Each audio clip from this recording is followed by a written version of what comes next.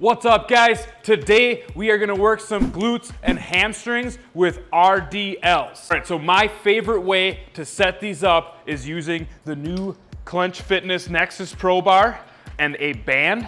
And I'll also show you some ways to add free weights to this to really optimize the strength curve. But what is an RDL, Romanian deadlift? It is a hip hinge exercise. So we're gonna be focused on hinging at the hips, lengthening out our hamstrings, and then standing back up and thrusting those hips forward, engaging the glutes. So it's a hamstring and glute focused exercise, and this banded bar setup makes them feel awesome. So my favorite way to set them up, I string a band between the carabiners, and then I like to use a clench footplate just to really get more stability and balance. And I'll usually start out with just a band to kind of get warmed up. Step on the footplate, get yourself centered, get everything centered here, and then stand up into that upright position, shoulder width grip. And then on the way down, we're gonna start by breaking at the hips and sticking our butt out behind us. And then this bar should basically ride right down our quads and all the way down our shins here. And then we stop when we get a really good stretch here and our back starts to hunch over. We don't wanna hunch the back. You wanna keep your back nice and flat and strong with your core pulled in tight. And then standing back up, we're gonna thrust those hips forward, pull it back, and push ourselves into that full hip extension, thrusting those hips forward. Inhale on the way down, nice and slow, big hamstring stretch all the way at the bottom, thrust the hips forward.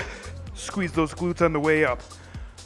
Now with just a band, you're gonna lose tension at the bottom a little bit so that you'll still feel a really great hamstring stretch, but one way we can optimize this is by adding free weights. All right, so I've added a pair of 35-pound plates, so that's gonna give me basically 70, 80 pounds of resistance out of the hole, and then as I stretch this band up, it's going to increase that resistance at the top of the rep. And what's cool about it is also kind of raises the bar up off the floor. I like to use smaller diameter plates so that I can get basically fully extended without worrying about the weights and stuff hitting the floor. And this will all depend on your own flexibility. Of course, you're only going down far enough to get a big stretch in your hamstrings and keep that back flat, because this will put a lot of stress on your lower back. We do not want to start hunching that back and putting it into a compromised position. You want to stay strong, keep that core pulled in tight. Now, when I'm lifting this up, got some resistance out of the bottom, got way more resistance at the top.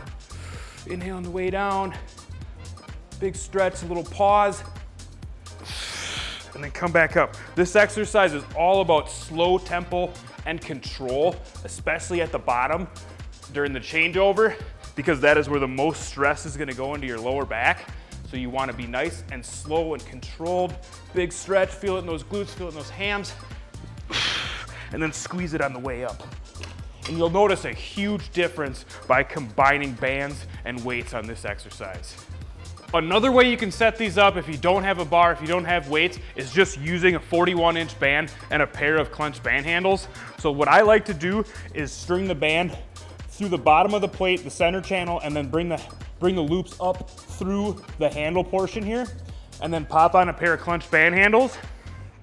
And then I find that I have to shade myself a little bit more towards the front of the board to get that resistance to kind of run down my shins and the front of my quads. Same form as before. Now we just have independent handles, breaking at the hips, slow on the way down, big hamstring stretch, stick your butt out, thrust those hips forward, big squeeze at the top. Inhale on the way down, exhale on the way up.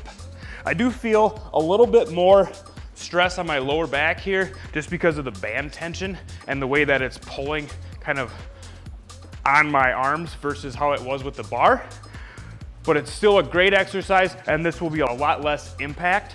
For sets and reps and programming this, I usually throw these in on my hamstring day, and I like to keep the reps a little bit higher on this just so that the weight doesn't have to get so heavy. And I'll usually do like 3 to 4 sets of around 10 to 15 reps per set, and then every set I like to pyramid that resistance up and add more resistance so that your last set has the highest level of resistance and you're closer to the bottom of that rep range, like 10 reps. And always, always, always focus on the form and the quality and keep that tempo really slow, because that will give you more hypertrophy and also decrease the risk for any low back or any kind of problems like that. All right, I hope you like what you saw today. If you did, smash that like button. Also, if you want to see an even simpler RDL setup with no equipment, just bands, check out the on-screen video link. Furthermore, if you need any of the equipment shown today, Nexus bar, Clench Footplate, resistance bands, handles, head over to clenchfitness.com. We'll hook you up, and thank you for watching.